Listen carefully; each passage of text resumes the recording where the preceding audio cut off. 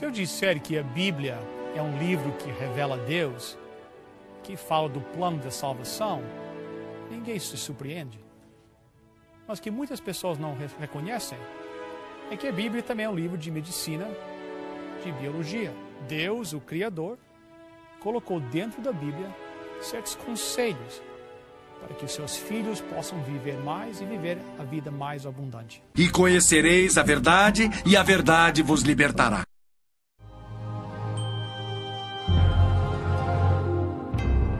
Dr. Montenegro, bem-vindo a mais um programa do Está Escrito. Estou feliz de estar aqui novamente. Para os nossos telespectadores que não conhecem o Dr. Montenegro, ele é natural do Brasil, com um PhD formado na Alemanha, trabalhou como cientista aqui no Canadá e hoje trabalha na área de na Alemanha, na área de química, mas desenvolvendo produtos para a área de medicina. Isso. Eu trabalho na área de bioengenharia, né? Bioengenharia. E também de aparelhos ou equipamentos ou novos materiais na área de medicina. Então, essa área é uma área conhecida para você? Sim. Então, na introdução eu falei que muitas vezes nós reconhecemos que a Bíblia fala de Deus. O propósito da Bíblia é a revelação de Deus, o plano de salvação. Mas Deus, como Criador do homem, colocou certos conselhos, certas ideias na Bíblia para que para os seus filhos seguirem, para terem uma vida melhor, mais saudável. Então a Bíblia também é um livro de medicina, claro, e de biologia. Exatamente. Eu diria que você colocou que Deus é o criador do homem, mas não só isso, ele é o criador de toda a natureza. Ele conhece todas as interações que ocorrem aqui. E nós conhecemos muito pouco ainda. Se nós pararmos para pensar, o nosso conhecimento sobre biologia é muito pouco ainda, é muito pequeno. Nosso conhecimento de medicina é ainda muito pequeno. Nós ainda temos que desenvolver muito para chegar a um nível que seria desejável, né?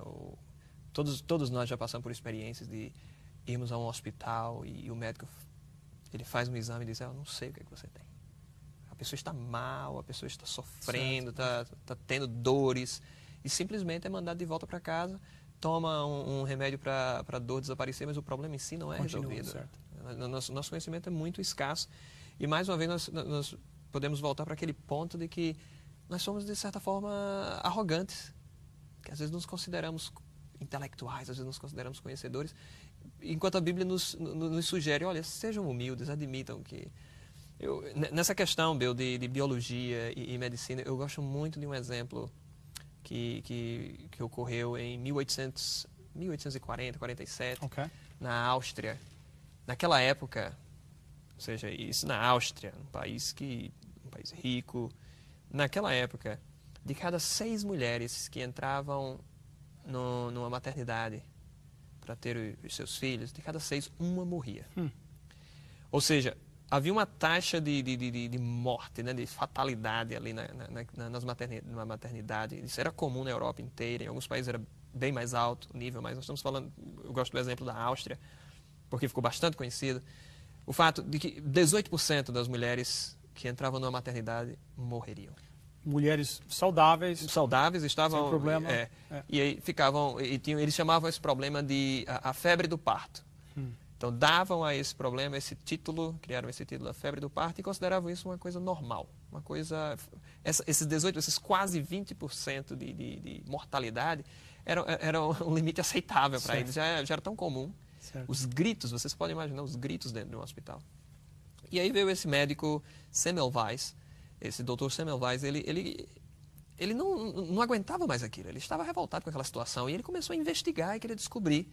E ele começou a fazer certas observações. Ele observou que quando o parto era realizado por uma parteira, né, aquela em inglês a midwife, quando era realizado por uma parteira, a taxa de mortalidade caía para próximo de 10%, entre 10% e 13%. Quase metade. Isso. Quando era um médico, essa mortalidade aumentava para 20%.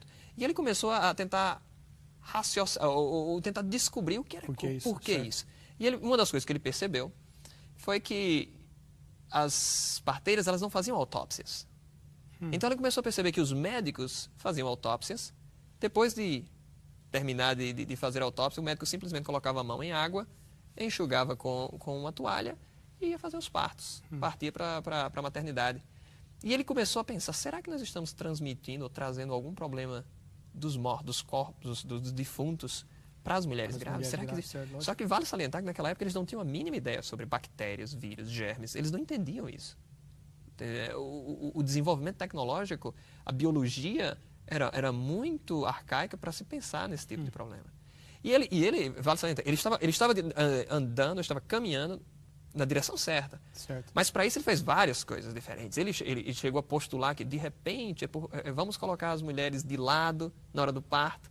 De repente isso resolveria o problema. Não resolveu. Fez vários outros testes. Foi eliminando, então. Isso, foi eliminando. Chegou um momento, ele disse, será que nós estamos transmitindo alguma coisa? E aí, quando ele pegou, vamos lavar bem as mãos. E trouxe água com cloro e mandou os médicos lavarem suas mãos e partirem para o parto. Ao fazerem isso, ele percebeu que as 6 primeiras mulheres entraram, nenhuma morreu. 12, 20, 30, quando 70 mulheres foram atendidas, é que uma veio morrer. Eles, óbvio, nós estamos transmitindo, eu não sei o que é, mas existe alguma coisa. Alguma coisa está transmitindo. Yes. E isso é ciência verdadeira. Quando você começa a postular alguma coisa, você começa a observar e em seguida você vem com uma explicação, uma teoria. Você não pode criar uma teoria e esperar que então você começa com o tal de hypothesis. Exatamente. Né? Você vem com a hipótese e essa hipótese vai então sendo testada. E foi isso que ocorreu no caso do Semmelweis. Mas o interessante é que um homem desse fez essa descoberta, o número mudou bruscamente, de 20% caiu para aproximadamente 1%. O número de fatalidades. O que nós poderíamos esperar de um médico desse? Recebesse um prêmio. Lógico. Ele foi demitido do trabalho dele. A comunidade científica riu dele, achou que aquilo era ridículo. Como é que lavar as mãos tem algum efeito? Não fazia sentido para a comunidade científica. E o Semmelweis ele foi demitido. Não conseguiu emprego mais na Áustria, teve que se mudar para a Hungria. Lá na Hungria, foi trabalhar em um hospital. Mesma fatalidade. De cada 6 mulheres, uma morria com essa febre do parto. Resolveu trazer as mesmas, trouxe as bacias novamente com água, com cloro, mandou todos os médicos lavarem bem as mãos. O mesmo resultado foi obtido. Agora, quase que 1% é que eram fatalidades, em comparação com os quase 20% anteriormente. E, mais uma vez, ele provou a teoria dele claramente. E aí eu digo mais uma vez, nenhum religioso foi lutar contra Semmelweis. A própria sociedade científica o demitiu novamente do seu cargo. Ele terminou como um louco. A vida dele nunca recebeu um prêmio. Só para muito e vale salientar que vários artigos científicos foram escritos para provar que ele estava errado. Estava errado. Olha, o que Semmelweis fez é ciência verdadeira. Ele observou, fez as suas anotações, fez os testes, obteve os resultados e mostrou os números. E, infelizmente, a ciência às vezes pode ser a mais linda de todas. Se a comunidade científica não concorda com aquilo, você tem problemas seríssimos. Mas o que eu quero dizer é que a ciência que aquele doutor utilizou foi belíssima, mas a Bíblia é superior. Porque ele poderia ter encontrado isso na Bíblia. A Bíblia já falava disso. Já falava que nós deveríamos evitar isso. Vamos lá para o livro de Números. Gostaria de ler contigo. Esse é o livro de Números, no capítulo 19. E eu vou ler para você e para os nossos telespectadores. Sure. No capítulo 19 do livro de Números, versículo 11, diz assim: aquele que tocar num cadáver, qualquer que seja o morto, ficará imundo 7 dias. Olha, esse verso está dizendo que tocar em um cadáver influencia, ele traz doenças sobre você. Você está imundo, você não pode ter o contato com as outras pessoas. Durante 7 dias. Isso. E aí era necessário o quê? Uma limpeza dessa pessoa. Então a Bíblia traz todo um procedimento de limpeza que é muito parecido com o procedimento que é utilizado hoje. Utilizar um material antisséptico que possa limpar, e a Bíblia utiliza aquela planta chamada isopo. Em inglês chama-se hyssop, né? Hyssop, exato. O isopo, ele tem uma substância ativa que é a mesma utilizada no Listerine, esse material para matar as bactérias da boca. Então, é a mesma substância, o mesmo princípio ativo está contido ali. E Deus, na sua infinita sabedoria, conduziu o homem. E eu quero fazer um comentário muito interessante sobre isso. Quem escreveu o livro de Números, assim como Gênesis, Êxodo, Levítico e Deuteronômio, foi um homem que era formado em medicina pela Faculdade do Egito. Seu nome era Moisés. A Bíblia revela que Moisés ele era instruído em toda a ciência dos egípcios. Naquela época, o Egito praticamente tinha duas faculdades, a faculdade de medicina e a faculdade de engenharia. Se Moisés foi treinado em toda a ciência, ele era formado tanto em medicina quanto em engenharia. Como engenharia, certo. Só que o interessante é que aqui na Universidade de Toronto, a Universidade de Toronto tem uma biblioteca fantástica. Se você for à Universidade de Toronto e pedir para ver o Papiro Ebers, esse papiro é o livro-texto de medicina dos egípcios. Que os médicos egípcios estudavam esse livro. Você pode ir à Universidade de Toronto e pedir para ler o livro-texto de medicina deles. Mas sabe o que você vai encontrar ali? Você vai encontrar textos ridículos. E hoje você pode ver como é que a pessoa acreditava nisso. Por exemplo, pega para curar uma certa dor de cabeça, um certo problema, pega-se a pele de uma cobra, raspa-se, passa-se por cima da casa, coisas desse tipo, que nós chamamos hoje de simpatia, bruxaria. Certo. Coisas desse tipo que eram superstições, que não era medicina em si. Pois Moisés ele sabia de tudo isso, mas Deus fez com que Moisés passasse 40 anos no deserto, esquecesse tudo aquilo e escrevesse somente sobre uma medicina preventiva.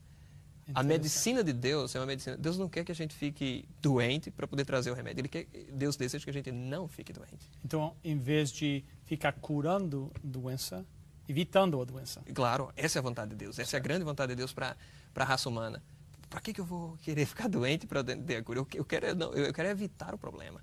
E essa é a maneira que Deus revela. Deus ele mostra isso no capítulo 19 de Números e em muitos outros. Essa questão de higiene é um foco na Bíblia do começo ao fim. Eu quero ler com você um outro texto interessante no livro de Deuteronômio. Um outro livro escrito por Moisés, no capítulo 23 de Deuteronômio. No capítulo 23, versículos 12 e 13. Olha só que texto interessante. Capítulo 23 de Deuteronômio, versos 12 e 13 diz: Também terás um lugar fora do acampamento para as tuas necessidades. Entre as tuas armas terás alguma coisa com que cavar. E quando defecares, cavarás e cobrirás os teus excrementos.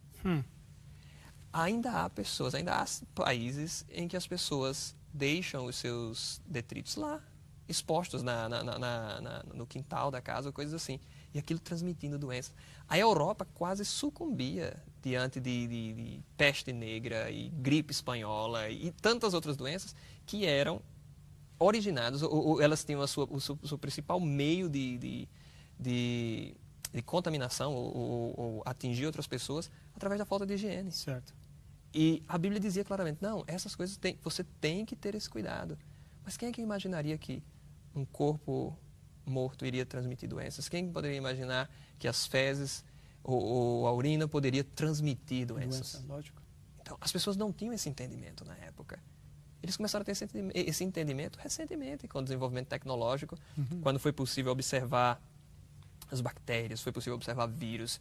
Mas até recentemente, ninguém tinha esse conhecimento. Interessante, né? E a Bíblia já falava disso. E a Bíblia já falava isso claramente. A Bíblia, ela revela isso de maneira tão... E o povo estava vendo um acampamento, né? Então, várias pessoas em proximidade uns dos outros. Então, isso era importante ter esse tipo de higiene, esse protocolo de... Até hoje, quando ocorre um dos grandes problemas em casos de refugiados. Exatamente. É essa contaminação.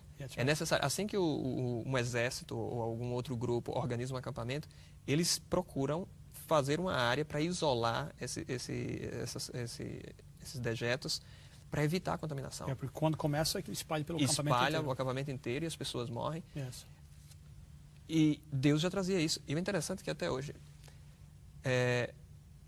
O pior lugar do mundo para se estar, infelizmente, é um hospital. O hospital, assim, a maioria das infecções do mundo ocorrem dentro de um hospital. Exato. Então, qualquer falta de higiene num ambiente hospitalar gera um problema seríssimo. E a Bíblia vem claramente com isso. A Bíblia fala de isolamento. A Bíblia diz claramente, não, se uma pessoa... E a Bíblia fala das doenças infecto-contagiosas. A Bíblia diz claramente isso. Não, você tem que pegar a pessoa que está com a doença e isolá-la. Separá-la. Separar para que aquele problema se resolva ali. E aí, isso levou muito tempo para que as pessoas percebessem, para que os cientistas percebessem isso. Eles não queriam confiar no texto que estava aqui, ou nem mesmo, talvez nem lessem o texto aqui. Mas se nós lêssemos com bastante cuidado, isso deixa claramente... ou está claramente aqui colocado na Bíblia, que nós precisamos ter esse cuidado. Né? Tem outros textos, eu queria ler outro com você, no livro de Levítico. Vamos voltar um pouquinho. Levítico, no capítulo 7, tem um outro texto sobre essa questão. Qual é o capítulo? Capítulo 7, versículo 23. Olha só que interessante nesse verso. Capítulo 7 do Levítico, verso 23, diz assim: Dize aos filhos de Israel: nenhuma gordura de boi, nem de carneiro, nem de cabra comereis. Uau. É interessante vermos esse verso porque hoje, Bill, 60% das pessoas que têm um ataque cardíaco, elas não conseguirão chegar ao hospital. E a maioria dos casos procede de quê? Gordura. De alimentação gordurosa. E o interessante nisso tudo aqui é que a Bíblia faz claramente a distinção, é que é gordura animal que provoca esse problema. Porque a Bíblia recomenda a gordura ou o óleo do azeite de oliva. Aquele óleo a Bíblia recomenda. E nós sabemos o bem que essa gordura... existe a gordura boa e a gordura ruim, né? Certo. E essa gordura aqui... Agora, pensa bem. As pessoas, por exemplo, na Idade Média, elas comiam a gordura como... Aquilo ali é a parte boa. Yes. Mas ela é aquela parte que contém o maior número de contaminações, o maior número de infecções estão contidas ali na gordura. Agora, sem microscópio, sem equipamento nenhum, Moisés sabia dessa informação. E está dizendo claramente, não coma. E nós sabemos os efeitos hoje. Nós sabemos o problema gerado, especialmente em países ricos como os Estados Unidos ou até mesmo o Canadá. É um problema já praticamente crônico. Exato. Entendeu? De obesidade, de problemas cardíacos. Tanto é que o sonho das empresas, das pequenas empresas na área de biotecnologia é desenvolver um produto ou para a área de câncer ou para a área de cardíaca. Porque é onde mais se vende. Seria uma fortuna. Se você desenvolve um produto que realmente tem um efeito bom, isso vai se espalhar. E o interessante é que, por exemplo, a febre espanhola estava relacionada com o consumo de porco. Uma febre que... Quem é que poderia imaginar que a febre estava relacionada com o consumo de porco? Mas uma febre que estava matando centenas e centenas e milhares de pessoas. E estava relacionado com isso. A peste negra que assolou a Europa estava relacionado com o contato com o porco.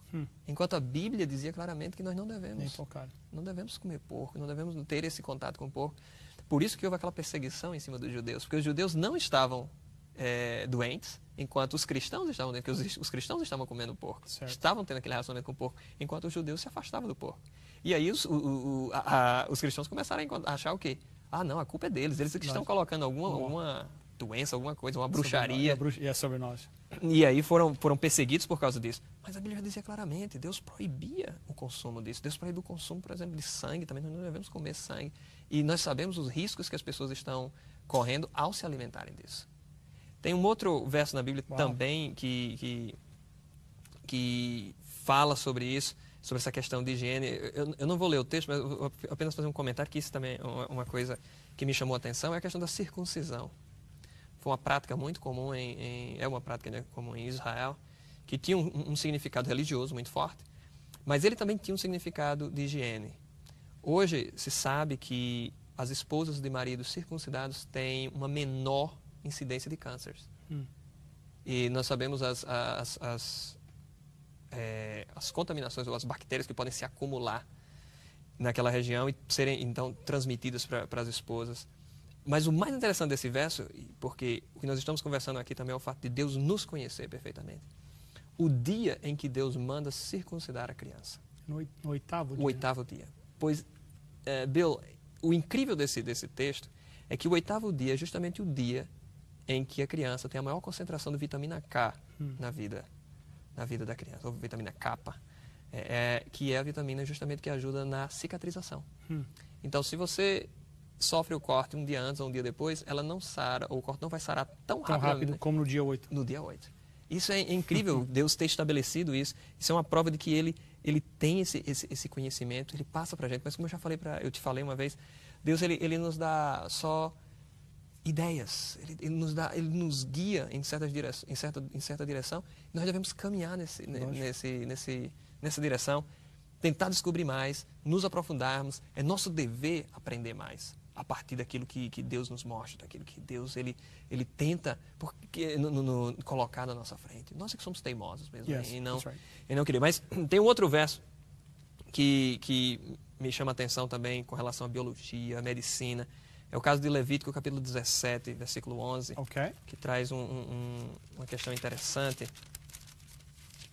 Levítico 17, versículo 11, 17, 11. que diz: Pois a vida da carne está no sangue, pelo que vou-lo tenho dado para fazer expiação pelas vossas vidas sobre o altar. É o sangue que faz expiação pela vida. Esse texto, quando foi lido, né, quando é lido por cada um de nós, ou por pessoas que entendem da maneira como a gramática hebraica é colocada, eles entendem claramente que está falando sobre circulação sanguínea. Está falando que o sangue é ele que faz o quê? Ele traz a vida para o nosso corpo. Porque cada célula do nosso corpo precisa de quê? Do oxigênio. Sim. E quem é que transporta esse oxigênio? Sangue. É o sangue. Você sabia que o sangue, até 1628, as pessoas achavam que o sangue ele era parado dentro do corpo. E quando você sofria um furo, ele vazava.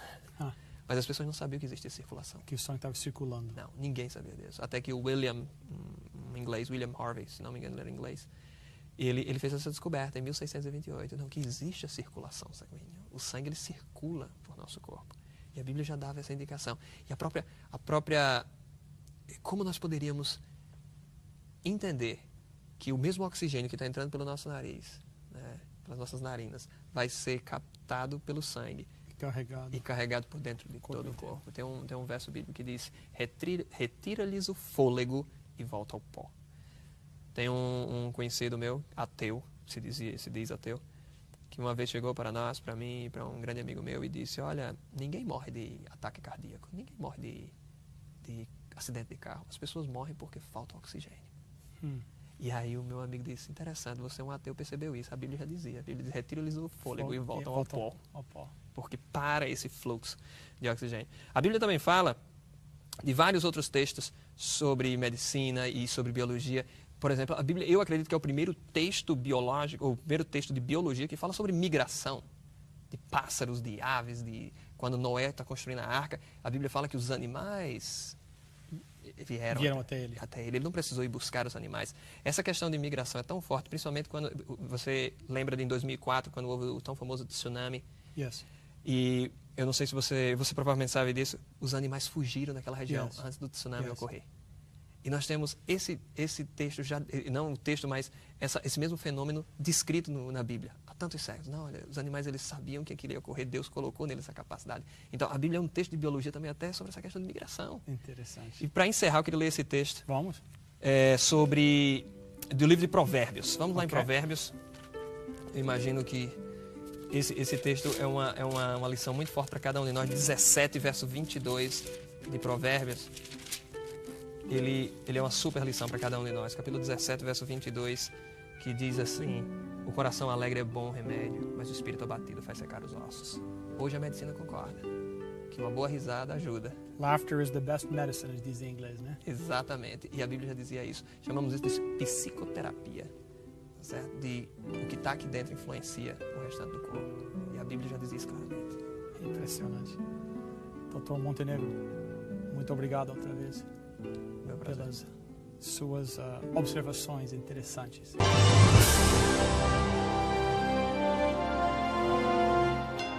Venceu a prova do tempo. O livro de Deus, a Bíblia. Ainda relevante neste mundo complexo. Está escrito: durante décadas, melhor séculos, muitos têm declarado que a Bíblia e a ciência estão em conflito. Que para acreditar na palavra de Deus, é preciso rejeitar tudo quanto os cientistas têm provado. Mas será que é mesmo assim? Ao estudar a Bíblia, nós vamos entender que a Bíblia é o livro mais científico do mundo, revelando Deus, o Criador do universo. E conhecereis a verdade, e a verdade vos libertará.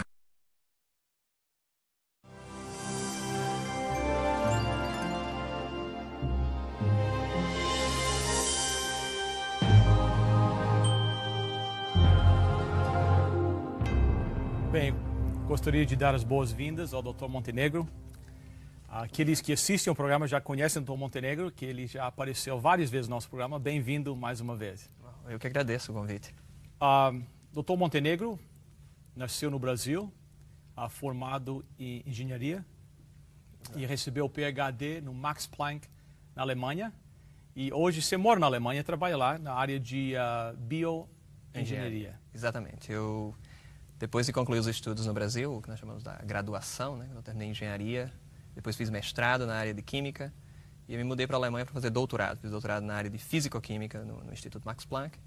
Tive o privilégio de trabalhar aqui no Canadá por um tempo.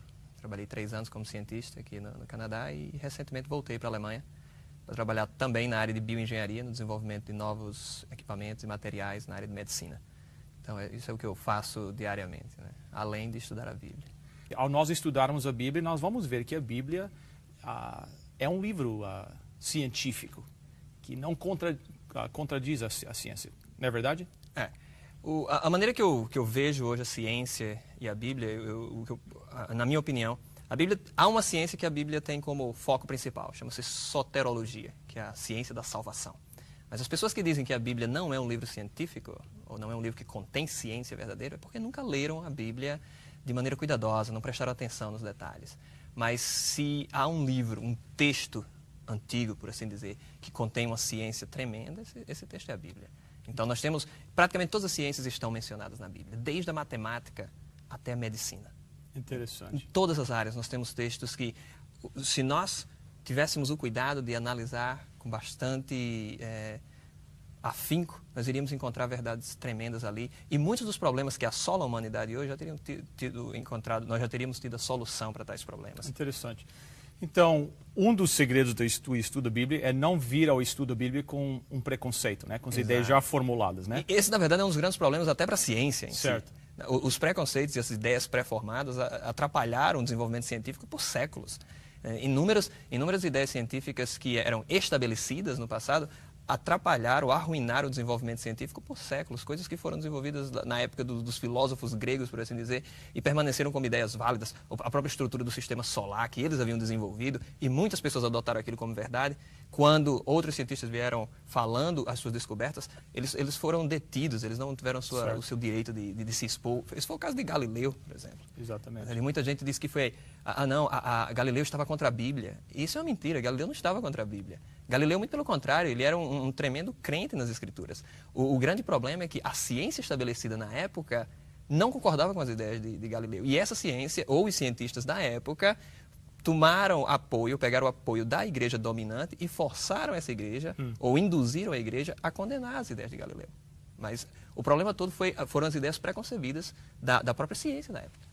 Então esse preconceito, muitos dizem, existe só na área dos cristãos. Os cristãos não são os únicos com preconceito, então. O preconceito é uma coisa generalizada na raça humana. Na raça humana.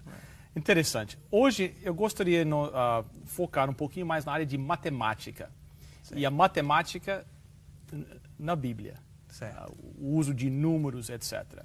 O que é que o doutor podia nos falar sobre isso? Olha, a matemática, viu, é uma disciplina tão importante que a maioria dos cientistas concordaria que se um fenômeno não pode ser descrito na linguagem matemática, ele ainda não foi completamente entendido. A matemática está contida, e Deus ele utilizou a matemática para desenhar o universo que nós conhecemos. Deus ele utiliza a matemática na Bíblia do começo ao fim. Há livros na Bíblia que são verdadeiras aulas de geometria, quando Deus dá dimensões, ele dá razões, proporções ali. Eu queria ler um texto com você. Vamos. Que está no livro de Isaías, no capítulo 40, eu já havia preparado esse texto aqui, que eu acho muito interessante a maneira, a linguagem que Deus fala aqui. No capítulo 40 de Isaías, verso 12, diz: quem mediu com a concha das mãos as águas, ou tomou a medida dos céus aos palmos? Quem recolheu numa medida o pó da terra, ou pesou os montes e os outeiros em balanças? Deus está utilizando termos matemáticos aqui. E a Bíblia inteira, Deus faz jogos com matemática. Ele até nos desafia. Existe um texto de Apocalipse em que Deus ele nos convida a fazer um cálculo. No livro de Isaías, no Apocalipse, desculpe-me, no capítulo 13, ele diz, quem tiver entendimento, calcule o número da besta, até assim, né, o 666, o 666. Então, Deus ele trata do começo ao fim. Então, há dois números na Bíblia que são muito utilizados. O primeiro seria o número 7, que é um número famosíssimo da Bíblia, e o segundo seria o número 10. Ambos os números, Deus ele joga com esses números. E você sabe como todo bom professor, ele atiça a nossa curiosidade. Certo. Ele faz com que a gente pense a respeito disso. Então, Tanto o número 7 quanto o número 10, contidos na Bíblia, são números que estão relacionados com algo completo, com perfeição. Ok. Então, nós temos, no caso do número 7, o ciclo semanal, né? A cada 7 dias, um ciclo se fecha, um novo começa. E nós temos lá em Gênesis e em Êxodo, onde em ambos os livros são mencionados textos como "E em 6 dias terminou Deus os céus e a terra, e no 7º dia descansou". Né? Então, nós temos ali esse texto. E não só aí, o número 7 é utilizado em vários outros textos na Bíblia. Poderia citar com você no livro de Apocalipse, nós temos Os selos. os 7 selos, as 7 igrejas, Certo. 7 trombetas. Certo. Então, várias séries do número 7, e todas elas estão relacionadas com algo completo. Toda a história da humanidade contada ali em ciclos, e nós temos em diferentes aspectos, mas sempre utilizando o número 7 como uma maneira de fechar uma história, de concluir. Porque Deus ele utiliza esse número 7 numa linguagem de algo completo, de algo perfeito. Né? E já o número 10, nós temos o código decimal, são os nossos 10 dedos, e a humanidade desenvolveu esse código decimal, é bastante comum entre todas as civilizações. E no caso da Bíblia, nós temos os 10 mandamentos. Certo. Nós também temos o número 10 apresentado lá nas 10 pragas no Egito. E vários outros textos relacionados com o número 10. Também, na Bíblia, Deus pega os dois números, o 7 e o 10, e combina-os. Nós temos combinações por meio de soma, de multiplicação. Se nós pegarmos, por exemplo, e multiplicarmos o número 7 pelo número 10, nós temos o tão famoso número 70. Que eu acho que qualquer leitor da Bíblia, qualquer pessoa que já tenha lido a Bíblia, conhece textos relacionados ao número 70, né? As 70 semanas da profecia de Daniel. Certo? Tem vários outros textos bíblicos relacionados com o número 70. E uma outra multiplicação que ocorre depois, no caso, quando Pedro, por exemplo, chega para Jesus e diz: Senhor, quantas vezes devo perdoar o meu irmão? Até 7. Que naquela época, os teólogos, os estudiosos bíblicos, eles dizem que na época era comum perdoar até 3 vezes. 3 vezes, tá certo. E Pedro vem, se achando um tremendo de um crente, né? de um cristão, e ele diz: eu estou querendo perdoar 7. O dobro e deu mais um, né? Deu mais um. Então eu sou... Um número completo. Um número completo. E aí Jesus surpreende. Jesus é tremendo porque ele surpreende sempre a raça humana. Ele diz: não, Pedro, você tem que fazer uma outra multiplicação. Agora você multiplique 7 vezes 70. Certo. E aí nós temos um outro número muito famoso na Bíblia, o 490. Nós temos os 490 anos lá na profecia de Daniel, que foram dados separados da profecia, né? Certo. Para o povo judeu. Israel. Exatamente. E aí você pega também o número 7, você pode somar com o número 10. Nós temos o número 17, que também aparece em vários textos bíblicos. Para você ter uma ideia, o dilúvio começou no 17º dia.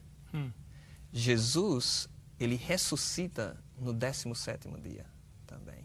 Então, e a arca termina de vaguear pela terra, né, de navegar pela terra sem direção, também no 17º dia. Então, o número 17 também estava relacionado com julgamento, com salvação, com libertação, com Deus dando um escape para a raça humana. Então, há vários números da Bíblia que Deus brinca com esses números, e eu poderia citar muitos outros. O número 3, que também é muito comum na Bíblia. O número 2300. Certo. E o 666. E o número 12. Deus, ele utiliza esses números, costumeiramente. E apesar de várias pessoas falarem que eu não gosto de matemática, mas elas têm que utilizar matemática. Matemática é algo que está presente na nossa estrutura, no nosso meio. Nós precisamos de matemática para entender esse universo. O interessante, desculpa interromper, é que existe essa consistência desse número. Sempre aplicado, por exemplo, o 17, você falou, sempre aplicado da mesma forma, que para mim quer dizer que o autor desse livro tinha que ser... Qual seria a probabilidade de ter esse número repetir sempre com o mesmo tema tantas vezes, sem ter alguém que está liderando, coordenando isso, né?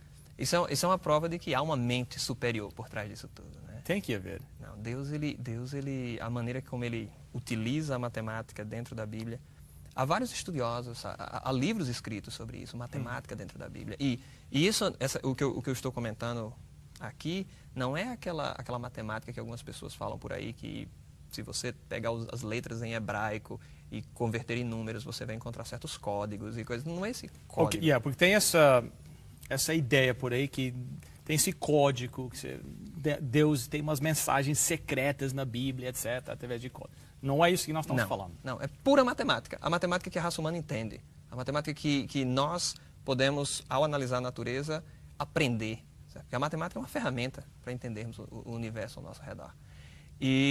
Mas eu não quero me deter só nesses números, porque se eu falo somente nesses números, as pessoas podem pensar que será que a matemática da Bíblia é só esse joguinho com números? Só essa aritmética? Mas não, existem outros textos muito interessantes utilizando matemática. Eu queria ler com vocês um texto interessante. Nós vamos lá no livro de 1 Reis. 1 Reis tem um texto interessante sobre matemática que tem atiçado a curiosidade de muita gente. No capítulo 7 de 1 Reis, o versículo 23, tem algo muito interessante nesse verso 23, que diz assim, o capítulo 7, verso 23, diz: fez o mar de fundição redondo de 10 côvados, de uma borda a outra, 5 de altura e 30 de circunferência. Esse texto é muito interessante porque Salomão havia construído o templo de Deus, o tão famoso templo que Salomão ergueu. E nesse templo, na entrada, no átrio, no pátio do templo, havia uma bacia, onde aquela bacia continha água, era utilizada pelos sacerdotes no processo de sacrifícios e tal. E aqui ele dá as dimensões, como eu te falei, Deus ele utiliza geometria e tal. E ele usa um termo interessante aqui, ele diz o comprimento e diz também o diâmetro. Certo. Dá um diâmetro de 10 e um comprimento de 30. Acontece que um círculo perfeito, e aqui ele diz aqui que era redondo, ou seja, era algo circular, existe uma relação entre a circunferência de um círculo e o seu diâmetro. Ao dividirmos a circunferência pelo diâmetro, nós encontramos uma constante. Esse valor se aplica a qualquer círculo. Esse número é uma constante, ele vai sempre aparecer. É o tão famoso número π, certo? Que seria o 3, o ponto 14, exatamente. E assim, quando é um número que infinitamente há competições de pessoas que decoram mais números, né? Quem consegue decorar mais? Há pessoas que decoraram 1000 frações. Tá certo? É assim, 1000 números dessa fração, ou 2000 números, é uma coisa incrível. Mas o interessante é que há vários textos antigos que traziam referências sobre esse número. Textos babilônicos, textos egípcios, chineses. E todos eles tinham uma aproximação muito boa do 3,14. Só que esse texto bíblico mostra algo diferente. Ele diz que tinha a circunferência de 30 e o diâmetro de 10. E se você divide 30 por 10, dá 3. Certo. Não dá 3,14. Então, por muitos séculos, as pessoas duvidaram do texto bíblico porque aqui estava errado. Certo. Viu? Aqui a Bíblia contém um erro aqui. Não existe esse negócio. Se você divide a circunferência pelo diâmetro, tem que dar 3,14. Não dá o valor exato de 3. Certo. Então, algumas pessoas chegaram a dizer, não, isso daqui só são números arredondados, ele não entrou nas dimensões. Mas a Bíblia é uma coisa incrível, sabe? Deus ele é um matemático, ele não cometeria um erro tão simples desse. Teve um rabino chamado Neemias, que ao reler esse texto, ao tentar descobrir o que estava acontecendo aqui, 3 versículos depois, ele encontrou a solução para o problema. Se você for no versículo 26, diz assim, a espessura dele era de 4 dedos e a borda era de 1 copo. Como flor de lírio, ele levava 2.000 batos. Então nós temos aqui as medidas que eram utilizadas na época, mas o interessante é que ele percebeu que aquela bacia tinha uma certa espessura na parede. E agora ele adiciona o valor dessa espessura ao diâmetro. Okay. Então ele percebeu que, na verdade, estava havendo uma dimensão era tirada da parte externa do círculo e a outra da parte interna. Certo. Ao adicionar e ao dividir novamente, ele conseguiu o valor 3,14. Então, eu acho lindo isso, eu acho muito bonito de Deus colocar esses textos bíblicos. Deus, ele é aquele professor que quer que a gente aprenda. E a gente só aprende estudando. Certo? A gente só aprende pesquisando, indo atrás, tentando descobrir. Mas não é só isso.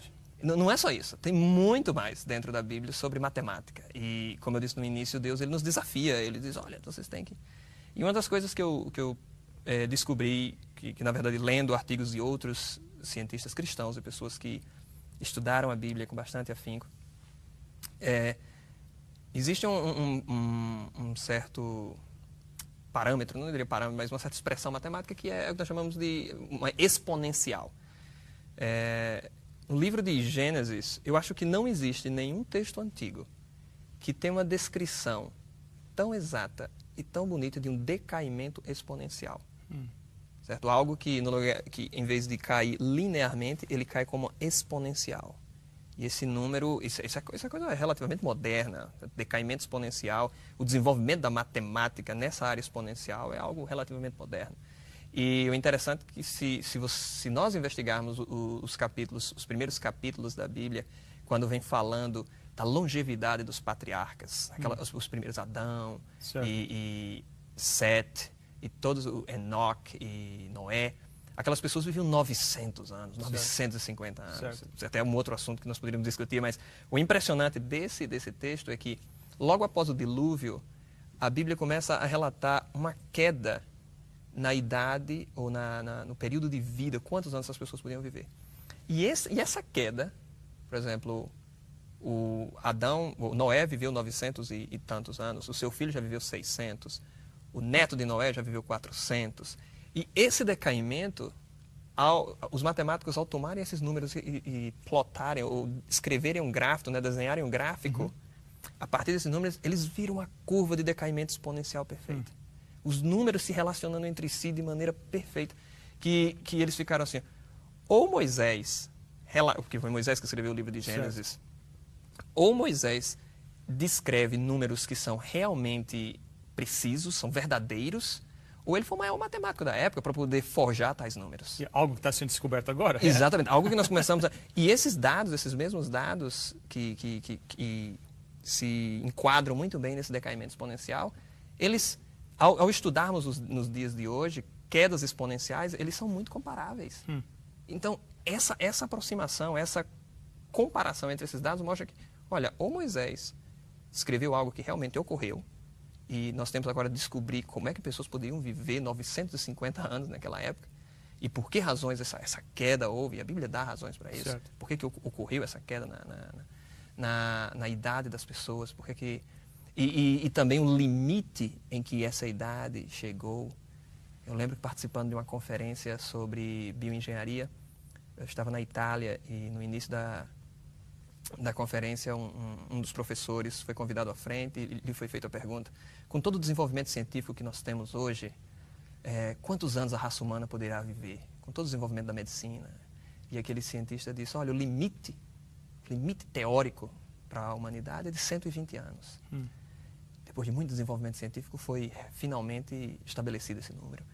E eu quase que levantava minha mão e dizia, olha, não precisava muito dinheiro com pesquisa como isso, não. A Bíblia, no capítulo 6 de Gênesis, fala, e os dias do homem serão 120 anos. Então, Deus, ele fala, ele usa matemática, ele joga matemática na Bíblia, ele joga matemática em cima da gente. E se nós utilizássemos a Bíblia para ensinar matemática para as pessoas, talvez as pessoas tivessem mais curiosidade ainda de aprender mais e mais da Bíblia. Muito interessante, doutor Revelino. Será que existe algo que sem a matemática não daria para entender na Bíblia? Eu creio que uma das coisas que sem matemática fica muito complicado de se entender é a própria natureza de Deus. Por exemplo, se eu discuto com você aqui a questão de dimensões, né? Eu te peço assim, olha, quantas dimensões você é uma criatura de quantas dimensões? Você vai dizer, 3, né? Eu tenho um comprimento, largura, altura. Mas se eu peço para você, olhe para a quarta dimensão, você não consegue olhar para a quarta dimensão. É algo extremamente complexo, é extremamente abstrato. E quando nós lemos na Bíblia sobre a natureza de Deus, lá fala que ele é onipresente, onisciente, onipotente. Então, tais coisas fazem de Deus uma criatura com muito mais dimensões que nós podemos imaginar. E entender várias dimensões, além das 3 que nos são comuns, só dá para se entender através de matemática. Nós temos que, através de matemática, visualizar tais coisas. Então, a matemática é extremamente importante nesse aspecto, de certas coisas que os nossos olhos não conseguem ver, tá certo? Que nós precisamos ver através de números, através de expressões matemáticas, para entendermos essa questão da natureza de Deus. Eu acho que esse seria um campo muito fértil com relação para a matemática, com relação a Deus. Para nós, seres humanos, entendermos realmente a natureza de Deus, nós deveríamos estudar bastante matemática. Assim como há certas coisas na própria ciência que nós precisamos estudar bastante matemática para poder entender. Lógico. Certas coisas no espaço bastante distante, coisas sobre estrelas que estão extremamente distantes do nosso planeta, certas coisas nós devemos visualizar através de matemática mesmo. Certo. E vários outros aspectos da própria ciência. E eu acho que não seria diferente com relação à teologia, com relação ao estudo da natureza de Deus. Deus, ele também, Jesus ele também usa uma expressão interessante de inequações.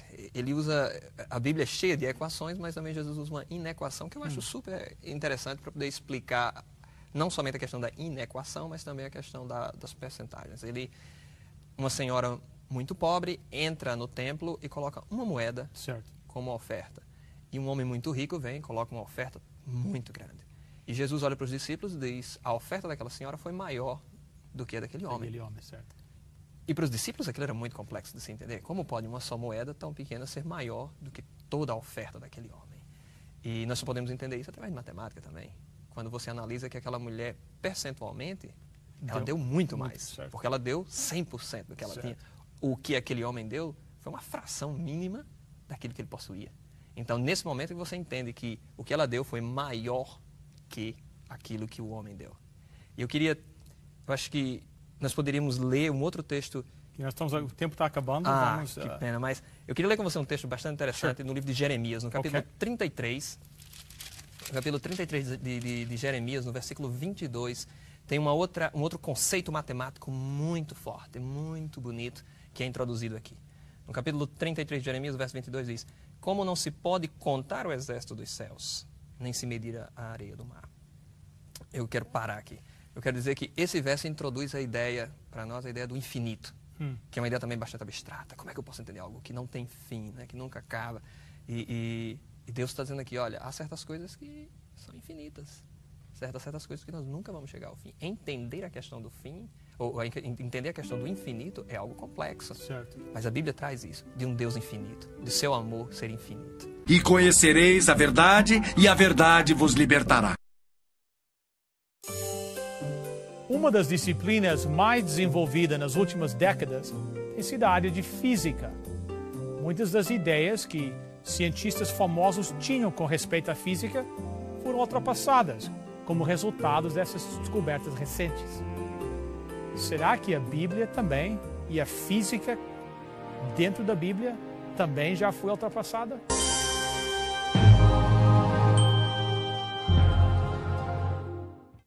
Na introdução eu falei que muitas das ideias dos cientistas famosos, com o desenvolvimento do conhecimento da física, as ideias que durante, quem sabe, anos e décadas eram aceitas como padrão, foram mudadas. Será que na Bíblia a física também já foi ultrapassada pelas recentes descobertas? Eu acho que não. Eu gosto muito de fazer... Sempre que eu leio um novo artigo científico que é apresentado alguma evidência contra algum texto bíblico, eu costumo simplesmente esperar um pouco e aguardar a contra-resposta que virá em seguida contra aquele texto, contra aquele artigo, contra aquela nova descoberta, né? Eu tenho percebido que a ciência contida na Bíblia tem se mantido firme durante séculos e séculos de desenvolvimento científico. Ela tem tantas teorias já passaram, né? Tantas teorias já foram apresentadas como verdadeiras e depois sucumbiram completamente. O primeiro verso da Bíblia... Deixa eu interromper, para o benefício de alguns que, quem sabe, não conhecem o senhor. Só uma biografia bem rápida, que você trabalha como cientista hoje na Alemanha, PhD, e foi engenheiro, trabalha agora na área de bioengenharia. Trabalhou como cientista e pesquisador aqui no Canadá, através da Universidade de Toronto. Então, só para o pessoal saber quem você é e os seus conhecimentos, que isso é uma área que você mexe com todos os dias também, né? Isso, e eu já tive a oportunidade de lecionar física. Então, física é realmente um assunto super interessante. Como você mesmo falou no início, uma das disciplinas que mais se desenvolveu É realmente uma disciplina tremenda. Assim, o desenvolvimento da física no século passado foi tremendo. Por exemplo, um dos mais famosos cientistas de todas as épocas era um físico, Einstein. Por exemplo, que sempre que se escuta a palavra cientista, vem à mente a imagem. Einstein. A imagem de Einstein, né? O entendimento, ou o estudo da física para se entender o universo é uma coisa tremenda hoje em dia. E seus diferentes ramos. A física é uma área tão diversificada e, ao mesmo tempo, o desenvolvimento tem aumentado tanto que eu diria que um físico nuclear, se ele conversar com um físico de uma determinada, de uma área qualquer, de uma outra área qualquer da física, eles não vão nem se entender devido ao tamanho, a profundidade e o desenvolvimento que essa disciplina tem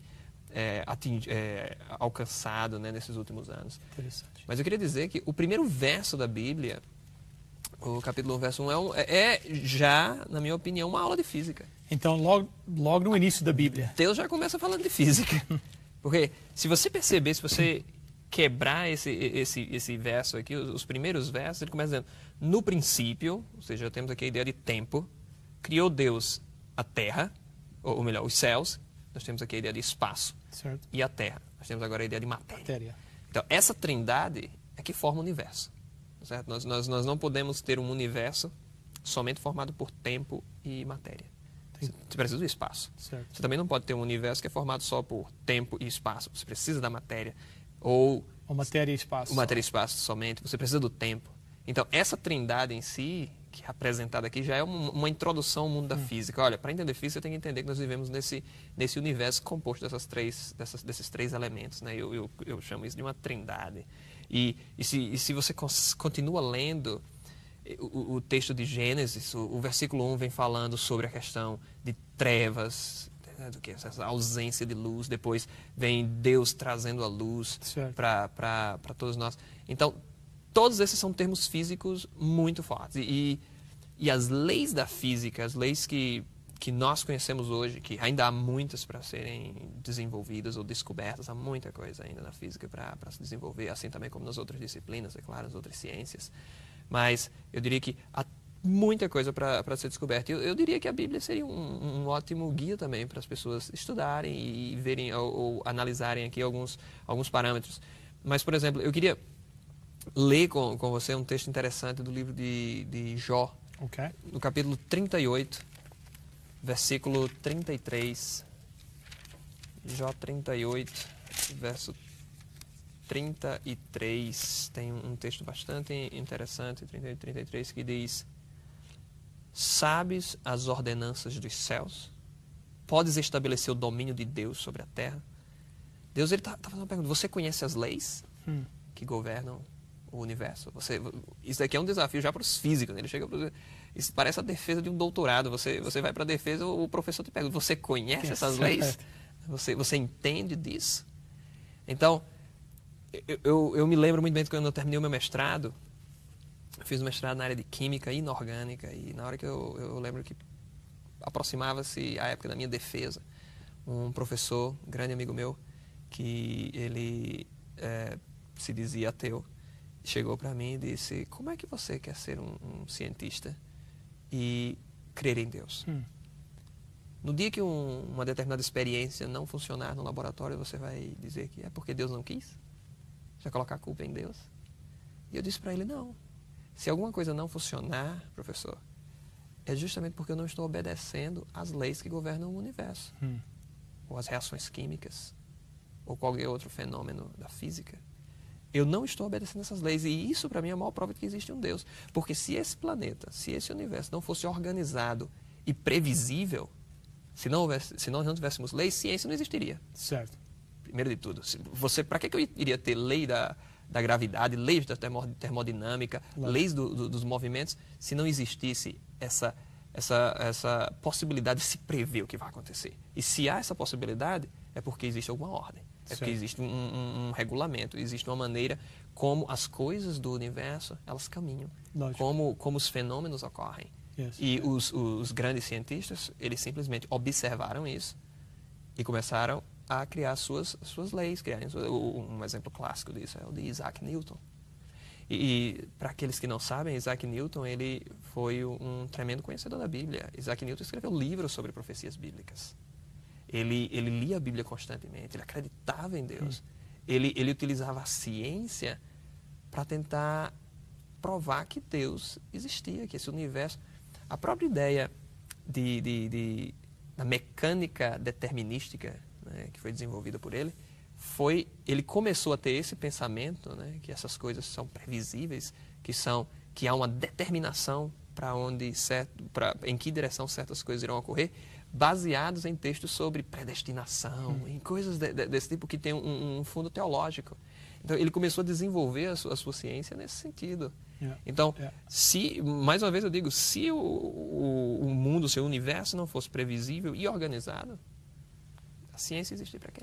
Eu li no outro dia que perguntaram ao famoso cientista Stephen Hawking se sendo cristão e acreditando em Deus é um obstáculo para ser cientista. Ele respondeu, se fosse, então Isaac Newton não tinha descoberto nada. Isso é uma tremenda de uma resposta, porque nós teríamos tido problemas seríssimos.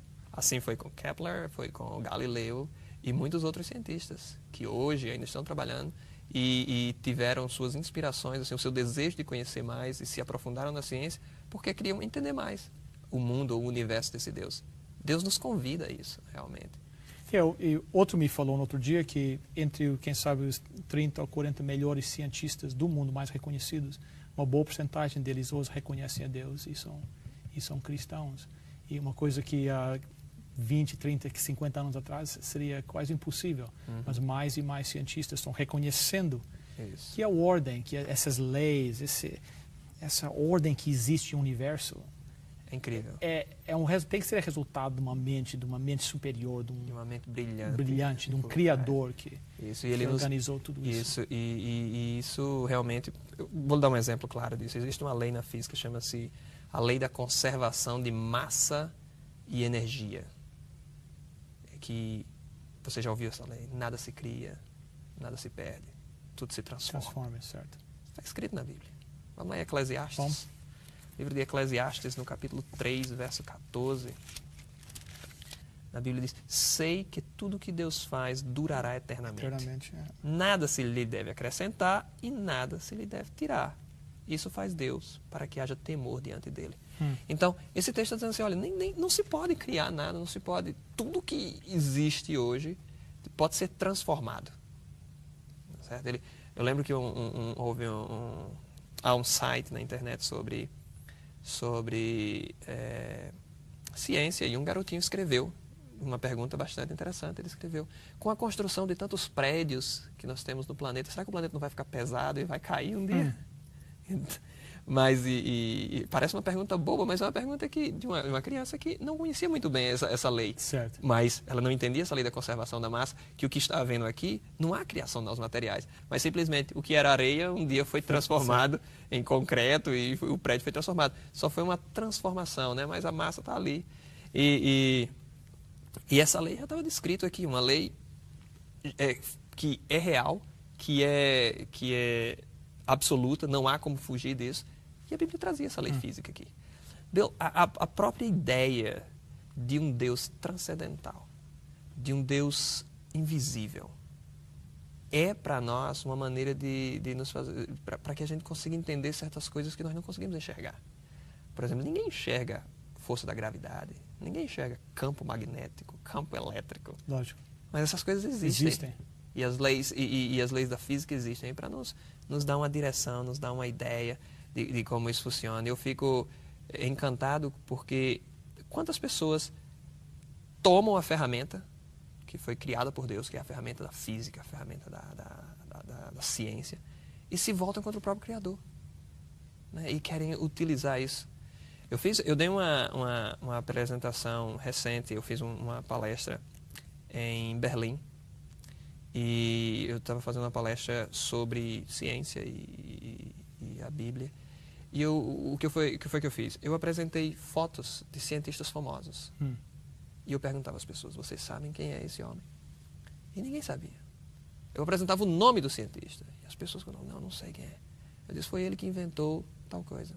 Inventou a aspirina. O outro, o Thomas Edison. Ninguém reconhecia a foto do Thomas Edison. E coisas desse tipo. E eu fui mostrando e eu cheguei ao ponto e disse, sabe por que vocês não conhecem essas pessoas? Porque eles foram grandes cientistas. Eles inventaram coisas tão grandes que vocês tiraram o olhar do cientista e focalizaram na criação.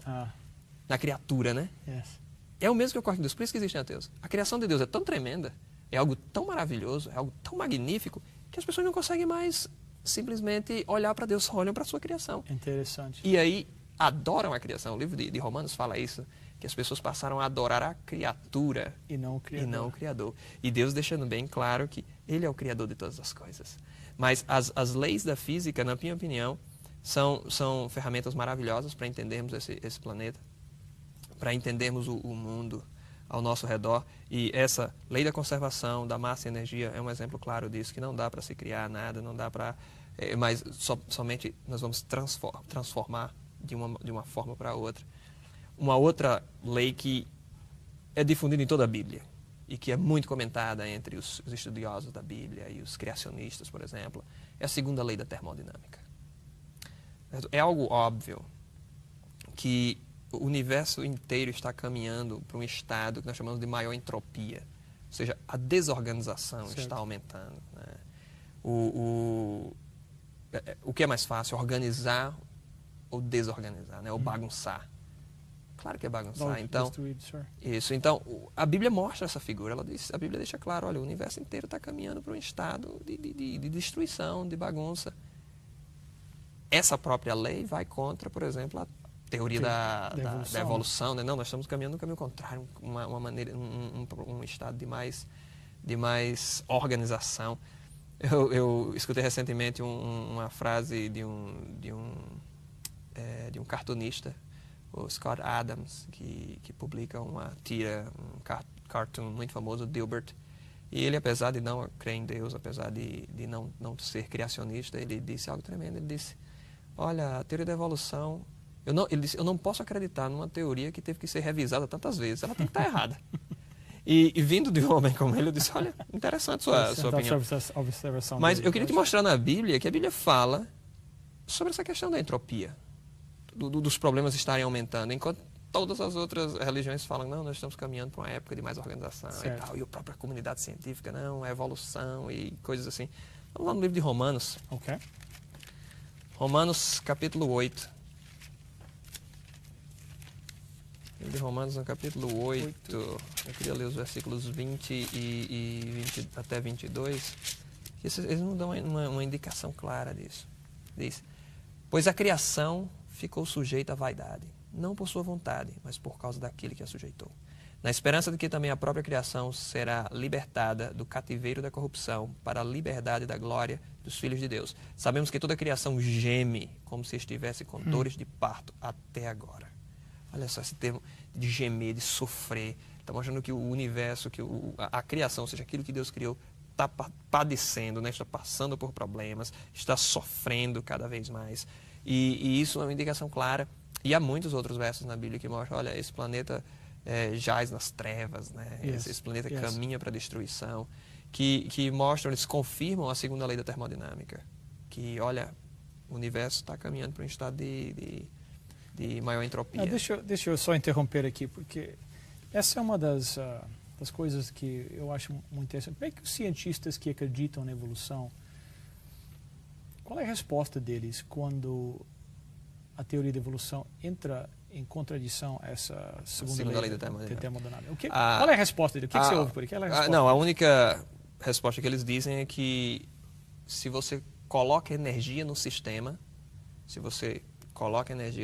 você pode anular essa entropia, né? Só que, ou seja, ele está dizendo que a entropia do universo está realmente aumentando em sistemas que nós chamamos de sistemas fechados, né? Ou melhor, abertos, desculpe-me. Que a energia está se dissipando, mas se você conseguir fechar o sistema e colocar inserir energia ali, você pode resolver esse problema. Só que se você olhar de uma figura maior para uma figura maior, o que nós vemos é que o universo inteiro, o que estaria fora do universo colocando energia? Isso aqui é o ponto. A energia viria de onde? Exatamente. Então não existe. Na verdade, o que eles estão fazendo é transferindo o problema. Por exemplo, os descobridores do formato do DNA, eles chegaram à conclusão, olha, é muito complexo para ter surgido aqui por acaso. Então, os descobridores da hélice tripla, né, do DNA, eles afirmam que, na verdade, não, as células que originaram a vida aqui na Terra, essas moléculas que originaram a vida na Terra, elas vieram de outro planeta. Ou seja, transfere o problema para outro planeta e deixa eles resolver por lá, porque o negócio aqui é muito complexo. Então, isso é uma demonstração clara de não querer admitir que a possibilidade de Deus ter criado é uma possibilidade lógica, uma possibilidade óbvia, e simplesmente querer fugir do problema, simplesmente transferindo o problema para mais distante. Esse aqui é o ponto para mim que é de mais frustração, é que eu acho que as pessoas têm o direito de rejeitar a Deus, Claro. embora eu acho que seja a decisão errada, mas quando eles indicam que acreditar num Criador não é lógico, é lógico. Acreditar num Criador se encaixa dentro das leis da ciência. Claro. Não é, eu acreditando num Criador não é preciso violar nenhuma das leis físicas, nenhuma das leis que governam o universo. Claro. Então é uma hipótese lógica. Exatamente. E para eles concordarem com isso é difícil, né? Claro, são duas escolas de pensamento, né? São duas escolas que nós temos uma escola que diz não, Deus é o Criador, outra que diz não, não é, e aí as diferentes escolas têm suas opiniões, até mesmo seus preconceitos, e elas continuam lutando. E na verdade isso vai sempre existir até Jesus Cristo voltar. Essa é a minha opinião.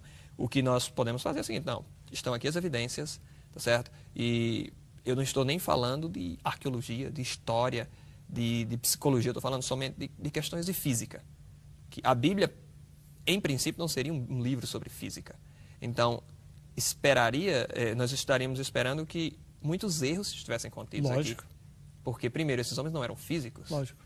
Mas aqui eles falam da conservação de massa e energia, aqui eles falam da entropia do universo aumentando, aqui eles falam também que isso é um fato interessante sobre a criação do universo. Acho que eu já comentei contigo uma vez, creio que até a década de 30 acreditava-se que o universo era eterno, mas aí chegou um momento que foi impossível segurar essa ideia de que o universo era eterno, porque as evidências eram muito claras que houve um princípio. Teve como iniciar. Isso, e aí nesse processo foi que surgiu a teoria do Big Bang, que hoje, entre os cientistas, é a teoria realmente que faz sentido. Houve um princípio. Mas ao falar isso, eles estão concordando com o que a Bíblia diz. No princípio, criou Deus os céus e a terra. Então, esse tipo de pensamento mostra que, olha, existe lógica, viu, no que nós estamos falando aqui. Por muito tempo nós fomos tomados como bobos. E o que mais me revolta é quando um cientista vai na TV, dá uma entrevista, ele simplesmente diz assim, isso não é ciência. Isso é verdade, yes. E ele não dá os argumentos. Yes. Ele não apresenta nada, ele simplesmente diz, isso não é... Yeah. Ele se esconde por trás do título de doutor. Yes. Diz, rapaz, eu sou doutor. Escuta, mas doutores já falaram muita coisa errada nessa vida, viu? Então, eu fico triste ao ver isso. Yes. Utilizar a expressão, isso não é ciência, é muito fácil. Yes. É um recurso muito confortável, né? De simplesmente dizer isso e sair de cena. Yes. Mas por que você então não apresenta as evidências que vão contra isso? Porque até aqui eu não vi nada que estivesse se opondo ao que a Bíblia diz. Lógico. Mas o interessante da entropia é que a Bíblia também diz que Deus não está sujeito à entropia. Então, a própria Bíblia vai dizer que há sistemas em que a entropia não funciona. E Deus é um deles. E Deus é o sistema. É o sistema. Vamos lá em Tiago. Ok. Tiago, capítulo 1, verso 17. Tem um texto bastante interessante. Em Tiago, no capítulo 1, verso 17, que diz assim, toda boa dádiva e todo dom perfeito é lá do alto, descendo do Pai das luzes, em quem não há mudança nem sombra de variação. Então, essa possibilidade de mostrar um sistema onde a lei da termodinâmica, o aumento da entropia, desculpe, não se aplica, é algo tremendo também. Olha, há sistemas onde também não funciona, e esse sistema é Deus. É Deus. Em Deus não há como essa variação ocorrer, essa mudança ocorrer. Algumas pessoas criticam a Bíblia dizendo o seguinte, que nós só descobrimos ou só utilizamos esses textos quando alguma descoberta é feita. Por que não utiliza a Bíblia para poder fazer as descobertas? Mas isso é um absurdo, fazer esse tipo de declaração. Porque O caso de... Há um caso exemplar na Bíblia, é uma profecia no Velho Testamento em que o profeta diz que viu carros circulando pelas praças da cidade e pareciam como fogo.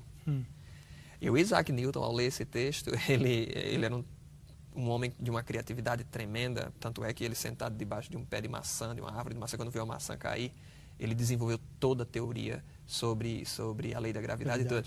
Quando leu esse texto, ele conseguiu calcular a velocidade desses carros que circulavam ao redor da praça. E ele disse que, olha, no futuro o desenvolvimento tecnológico vai ser tão grande que as pessoas irão desenvolver veículos que poderão viajar a mais de 80 km por hora. Na época, eram carroças que transportavam as pessoas. E uma carroça não chega nem perto, uma carruagem não chega nem perto de 80 km por hora. E os cientistas da época, a comunidade científica na época ridicularizou o que ele falou. O Voltaire chegou a declarar que a Bíblia havia arruinado a cabeça de Isaac Newton, dizendo uma coisa dessa. Depois de tantos séculos, o que a gente vê hoje? Nós vemos veículos que andam a muito mais que mais isso. 80. Principalmente se você for dirigindo uma Autobahn na Alemanha. Aí você vai ver carros a 200 km por hora. Então, eu fico impressionado. Não, a Bíblia já dizia isso, olha. E há muitas outras coisas.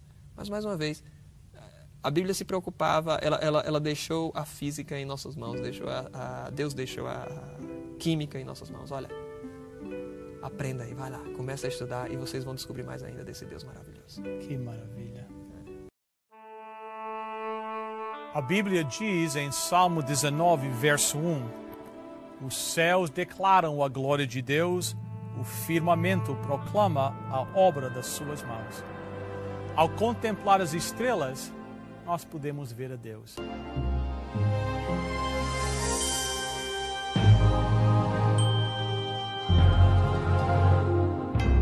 Gostaria de dar as boas-vindas mais uma vez ao Dr. Montenegro.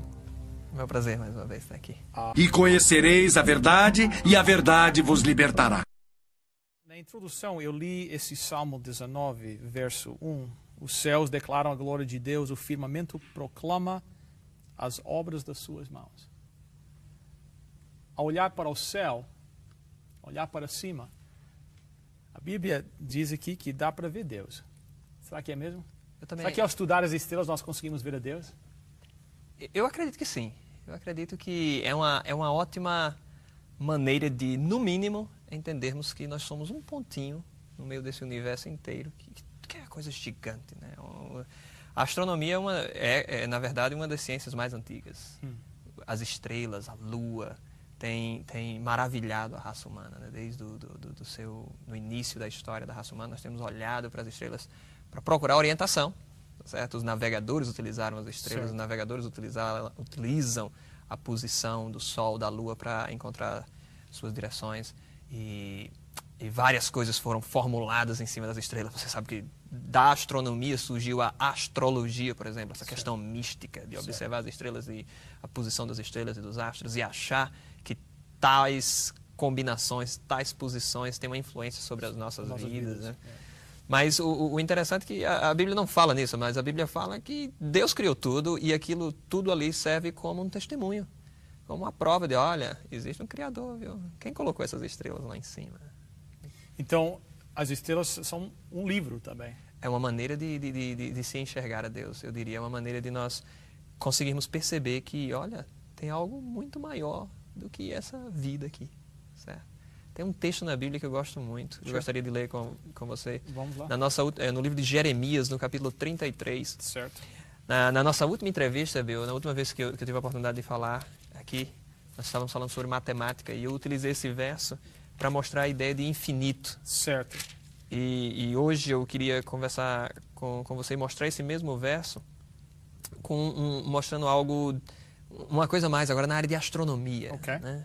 Então era... 33, verso 22. 22, ok. Eu vou ler aqui, que diz assim, como não se pode contar o exército dos céus. Vou parar aqui. Esse texto fala que não é possível, o exército dos céus foi entendido desde o princípio como estrelas. E os planetas e astros que existem.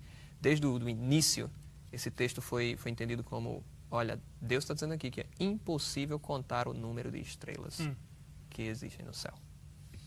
Quando a Bíblia foi traduzida do original em aramaico, em hebraico, para o grego, a tão famosa tradução da Septuaginta. Septuaginta, certo. Tendo em vista que na época que foi traduzido, o Império Grego é que dominava o mundo, a língua grega era a língua mais difundida, seria o inglês dos nossos dias. E naquela época, vários estudiosos, vários cientistas, na época os cientistas eram chamados de filósofos, tiveram a oportunidade de estudar esse livro, estudar esse texto. E ao estudar esse texto, os cientistas, principalmente os filósofos gregos, eles ficaram espantados com esse verso, dizer, não é possível contar as estrelas do céu. Mas acontece que os cientistas sentaram na calçada das suas casas e apontaram o dedo para os céus, começaram a contar as estrelas e no fim de uma semana ou duas, chegaram a um número. Olha, tem 1024 estrelas, certo? E aí outros cientistas publicaram outros artigos dizendo, não, olha, na verdade eu contei 1050 ou 2000. Então, mas o consenso entre esses filósofos foi o seguinte, a Bíblia está errada. Isso é ridículo dizer que não é possível contar as estrelas do céu, porque nós contamos. Seja 1024, 1050, não, ou seja, finito. Era um número pequeno, dava para se contar. É. Isso é que é interessante. Mas o incrível disso é que por mais de 1500 anos, a ideia científica aceita no nosso planeta, até próximo de 1600, do ano de 1600, era que havia um número limitado de estrelas no universo. Até que o telescópio foi desenvolvido. E quando os cientistas começaram a utilizar essa nova ferramenta científica, eles viram, nós estivemos errados por mais de 1000 anos. Ok, então até 1600 o número aumentava, mas era sempre Não, na verdade o número era praticamente constante. O número era pequeno, era um número que as pessoas diziam, não, olha, dá para contar, a Bíblia é ridícula, essa história. Até que com o desenvolvimento tecnológico foi possível fabricar, né, em torno do século XV, XVI, o XVII, eles começaram a desenvolver essas ferramentas para a astronomia, foi que eles disseram, olha, nós estávamos errados esse tempo todo.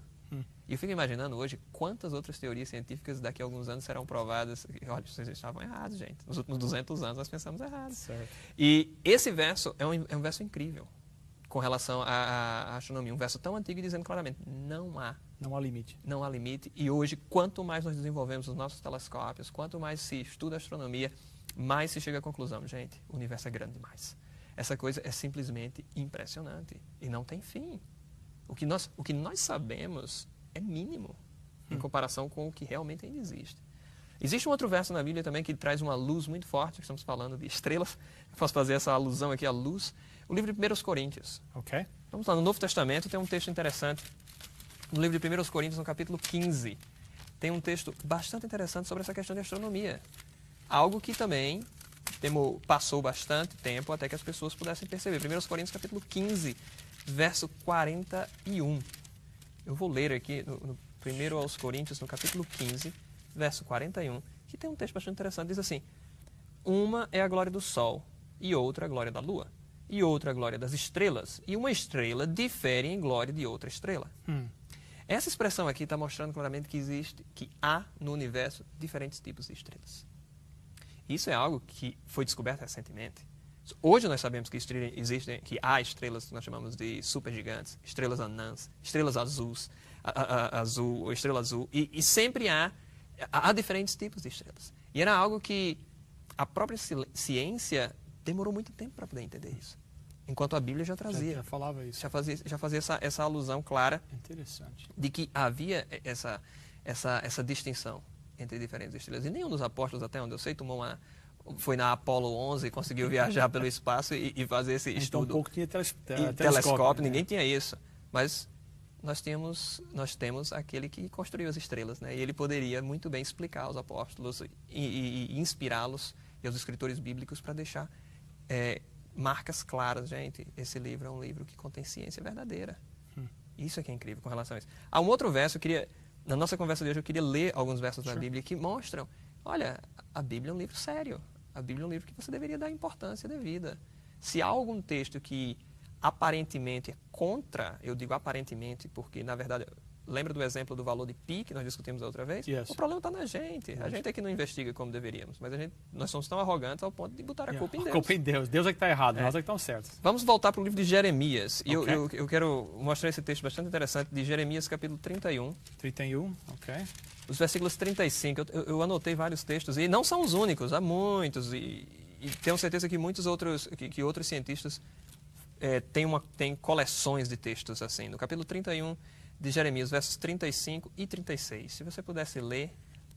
Assim diz o Senhor, aquele que desenhou o sol para brilhar de dia e decretou que a lua e as estrelas brilhem de noite, que agita o mar para que as suas ondas rujam.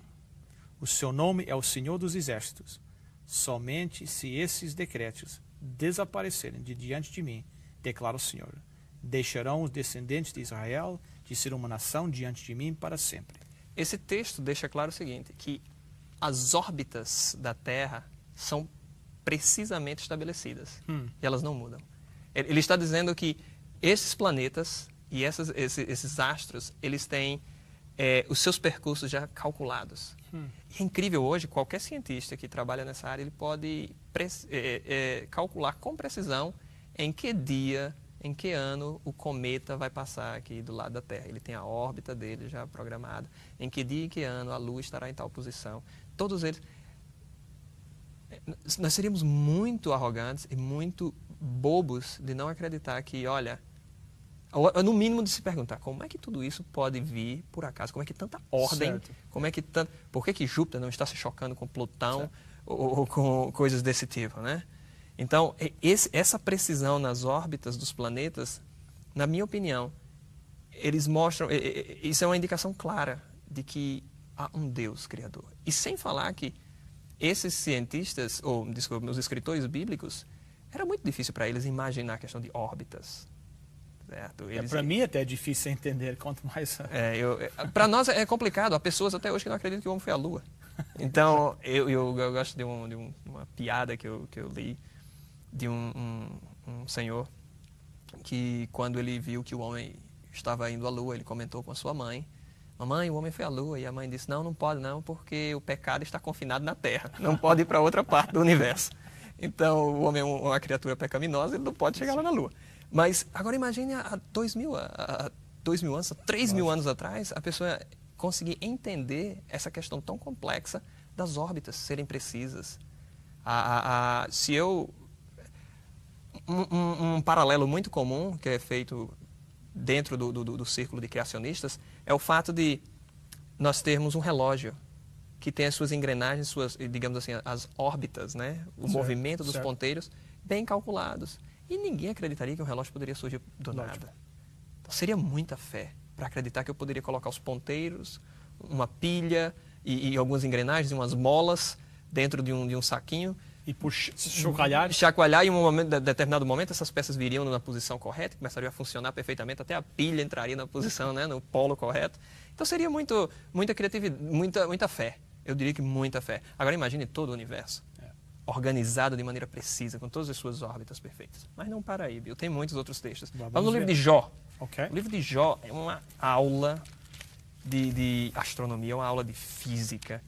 O livro de Jó, no capítulo 26, tem um texto incrível.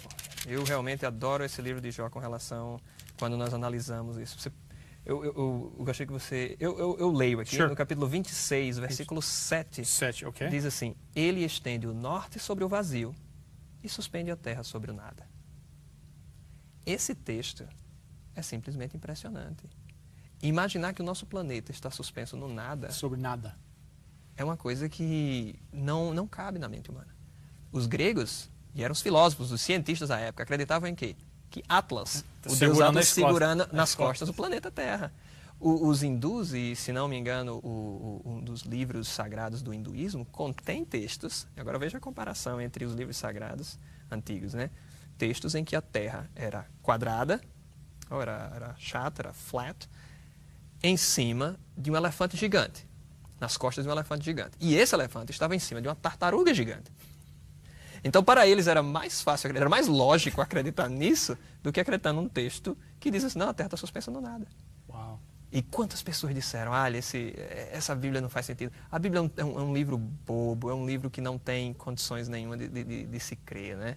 Porque como é que vai dizer uma coisa dessa? Suspenso sobre o nada. Suspenso sobre o nada. Eu prefiro acreditar numa terra quadrada nas costas de um elefante gigante. Em cima de uma tartaruga. Em cima de uma tartaruga gigante, essa tartaruga nadando no mar cósmico, né? Então, esse tipo de visão. E nós não podemos simplesmente criticar as pessoas do passado, porque nós hoje também temos os nossos preconceitos, nós temos as nossas ideias, que nós temos tão firmes gravadas na nossa cabeça que demora até que a ciência consiga moldar. E o que eu acredito é que a ciência ela se desenvolve num sentido que aponta para a Bíblia. Certo. Okay? Tem um outro verso que eu gostaria de ler com você também, com relação, ainda no livro de Jó, no capítulo 38. Então, o que nós precisamos é simplesmente começar a ler a Bíblia com mais afinco. Eu achei que... Um dos problemas, tópicos nós tocamos na última vez que estivemos juntos, essa ideia de preconceito, né? Se a pessoa já vem com as ideias formuladas, aí complica. Mas alguém vem buscando a verdade, tanto olhando para a palavra de Deus, como olhando para as estrelas do céu. Exatamente. Vê a Deus. Deus vai se revelar. Não existe coisa mais clara do que isso. Eu às vezes, me imagino na situação de quando Jesus voltar, algumas pessoas que não creram nele, que o rejeitaram e vão dizer, não tive provas, né, da tua existência. E ele vai olhar, e essas estrelas, e essa natureza, e tudo isso. Eu tenho um amigo que diz, Deus ele sussurra aos nossos ouvidos. O problema é essa barulheira toda que está aqui e as pessoas não conseguem ouvi-lo, né? E na verdade nós é que estamos fazendo barulho.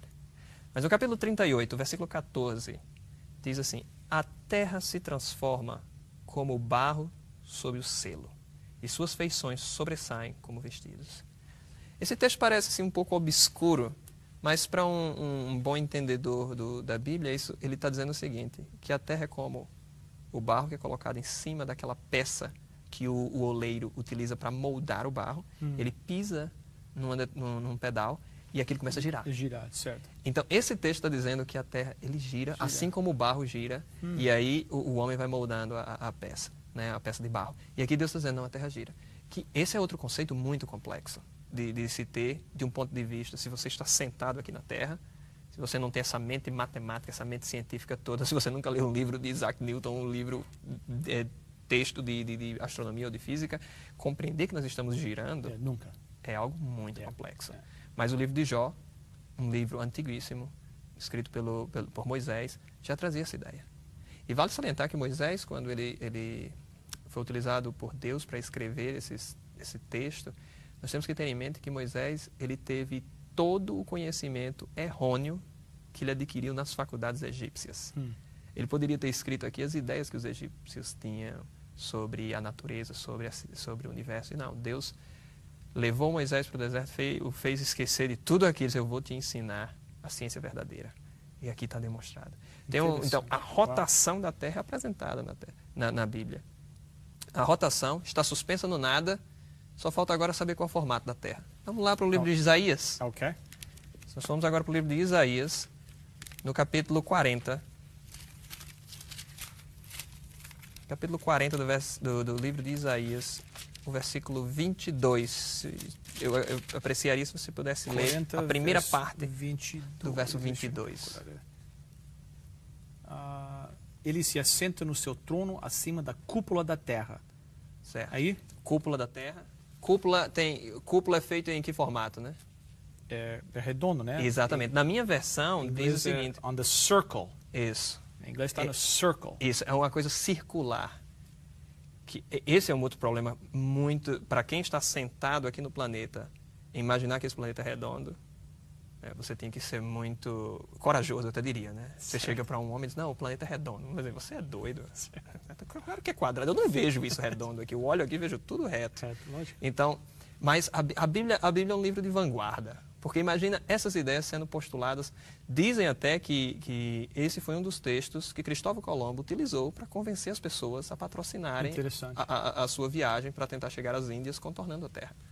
Porque na época, a igreja dominante, ela aceitava até, muita gente diz que a Bíblia dizia que a Terra era quadrada. Não, os cientistas na época acreditavam que a Terra era quadrada. E aí a igreja dominante, como ela não tinha opinião científica, ela pegava a opinião científica da comunidade científica na época, porque ciência é algo maravilhoso, mas nem sempre a comunidade científica está correta. Certo. E eles pegaram aquela ideia e utilizavam aquilo. Mas não foi baseado na Bíblia a ideia de que a Terra era quadrada. Quando a Bíblia fala, existe um verso na Bíblia que diz os quatro cantos da Terra. Certo. Mas a expressão cantos ali está relacionada com os pontos cardeais. E, por incrível que pareça, até hoje é a maneira mais simples de se orientar no nosso planeta através dos pontos Norte, cardeais. sul, oeste. Exatamente. Então, isso é muito mais lógico. E a Bíblia, quando se refere a esses quatro cantos, ela está se referindo a isso. Está se referindo a essas quatro direções. Certo. Que qualquer pessoa utiliza até hoje para se orientar. Mas esse texto aqui deixa claro, a Terra era redonda. E confiando em textos bíblicos, provavelmente foi o que aconteceu com Cristóvão Colombo. Confiar nesse texto e seguir. Porque a preocupação ali é chegar à beirada do mundo e cair, né? E havia esse medo realmente. Muitas pessoas não viajavam porque diziam, não, tanto é que o nome Inglaterra porque significava o ângulo da Terra. Eles acreditavam que logo após a Inglaterra, a Terra quebrava ali. E aí só você imagina o navio indo e caindo lá no cantinho da Terra, no ângulo da Terra. Mas temos mais versos de astronomia. Vamos lá que está relacionado agora, trazendo um pouco mais para a Terra, o livro de Eclesiastes. Ok. O livro de Eclesiastes também traz um texto interessante. No capítulo 1, versículo 6, tem um texto bastante interessante sobre a questão da nossa atmosfera. Ok. Pode ir. Capítulo 1, versículo 6 diz: o vento vai para o sul e faz o seu giro para o norte. Continuamente vai girando o vento e volta fazendo os seus circuitos. Olha a expressão circuitos.